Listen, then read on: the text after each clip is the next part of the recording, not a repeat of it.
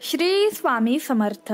नमस्कार मित्रांनो, आम्ही स्वामी भक्त या चॅनलवरती मी तुमचं मनापासून स्वागत करते. स्वामी तुमच्या सर्व इच्छा अपेक्षा पूर्ण करू देत आणि नेहमी तुम्हाला आनंदात, सुखात आणि हसत खेळत ठेवू देत, ही स्वामी चरणी प्रार्थना. श्री स्वामी समर्थ महाराजांना त्रिवार वंदन करून आज मी तुम्हाला सौ जयश्री पांडुरंग विस्पुते या स्वामी सेवेकरी ताईंचा अनुभव त्यांच्या शब्दात सांगणार आहे. श्री स्वामी समर्थ. नमस्कार, मी सौ जयश्री पांडुरंग विस्पुते. मी माझा अनुभव तुम्हा स्वामी भक्तांना सांगू इच्छिते. मी आज स्वामींकडे खूप रडले, कारण तब्बल आजच्या दिवसाला 10 वर्षांपूर्वीचे दिवाळीचे दिवस आठवले. माझे लग्न झाले तेव्हाची दिवाळी आठवली. सर्वच मुली पहिल्या दिवाळीत खूप आनंदाने साडी, दागदागिने घालून आनंदी असतात. आईच्या घरी जातात, मज्जा करतात आणि अनेक चांगल्या तऱ्हेने दिवाळी साजरी करतात. आधीच्या वेळी आमची परिस्थिती अशी होती की साधा आम्ही फराळ सुद्धा करू शकत नव्हतो. साडी दागिने तर लांबच, पण आम्ही दोघा नवरा बायकोंनी कोणाचाही कधीच हेवा केला नाही. विशेष म्हणजे माझ्या पतीने सुद्धा पैशासाठी मला कधीही कामाला पाठवले नाही. खूप काळजी घेतली. स्वामी सेवा हीच खरी कमाई हे नेहमी मला ते सांगायचे, म्हणून फक्त स्वामी सेवा केली. तेव्हा लक्ष्मीपूजनाला फक्त खिचडी हा प्रसाद मी स्वामींना दिला होता. स्वामी सेवा ही सुरूच होती. दिवस बदलत होते. काही काळानंतर मला प्रसूती झाली. तेव्हाही परिस्थिती अशीच होती. स्वामींशिवाय मला कोणीही मदतीचा हात दिला नाही की कोणी आर्थिक मदत केली नाही. पण स्वामी भक्तांनो, ज्याच्याकडे काही नाही त्याच्याकडे स्वामी असतात.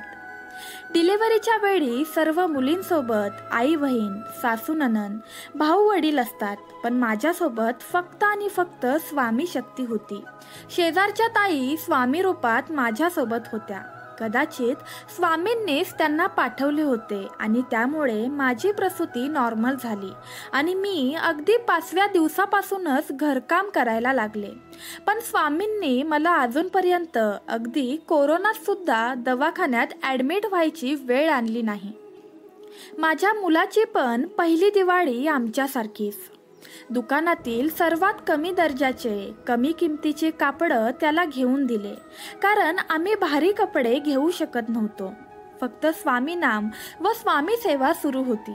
समाधानाने दिवाळी साजरी करत होतो व त्याही दिवाळीला आम्ही बेसनपोळी स्वामींना प्रसाद म्हणून दिली आणि हळूहळू परंतु गुरुमाऊलीच्या आज्ञेनुसार श्री सत्यनारायण पूजा, दिवाळीची विशेष सेवा, वर्षभरात अनेक सेवा करत गेलो.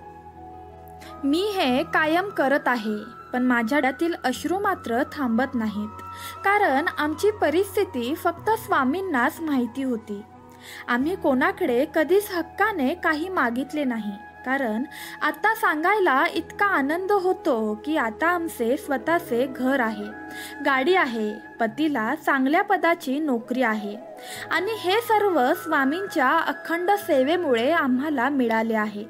हा स्वामी मार्ग मिळाल्यापासून स्वामींनी जणू काही सर्व कारभार व आमची काळजी त्यांच्या हाती घेतली आहे आणि ही दिवाळी आमच्या जीवनात 5च दिवस नाही तर रोजचीच झाली आहे. आता स्वामींनी परिस्थिती खूप चांगली केली आहे.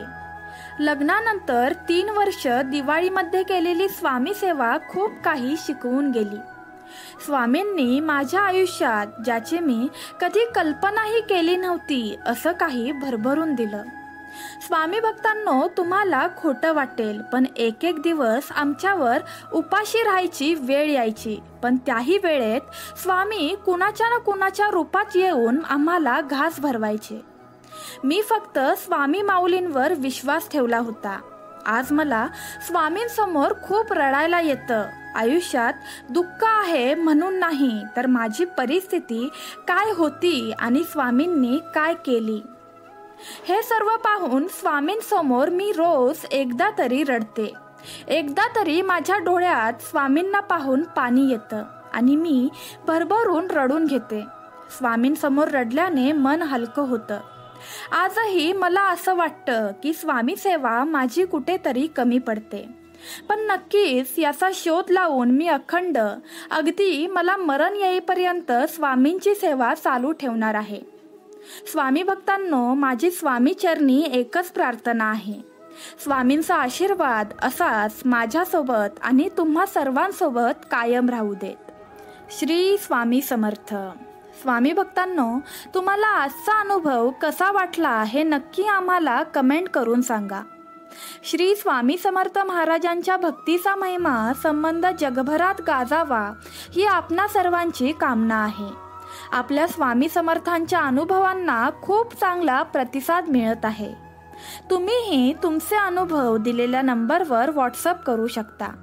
आणि मित्रांनो, तुम्ही जर आपल्या चॅनलवरती नवीन असाल तर चॅनलला सबस्क्राईब करायला विसरू नका.